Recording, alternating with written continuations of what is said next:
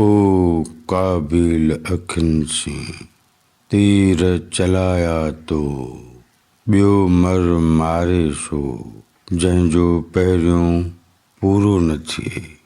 मुंहिंजे ख़्याल में हिन बैत जी खोल हीअं थींदी। ओ काबिल अखियुनि से तीर चलाया तो काबिल हज़रत आदम जो ज़ालिम पुटु हो जंहिं अल्लाह जे अमरनि जो इनकार कंदे पंहिंजे भाउ हाबील जो क़त्ल कयो हो। लतीफ़ साईं चवे थो त महबूब तो काबिल वांगुरु ज़ालिम अखियुनि सां मूं ते तीर हलाया आहिनि। ॿियो मर मारे सो जंहिंजो पहिरियों पूरो न थिए।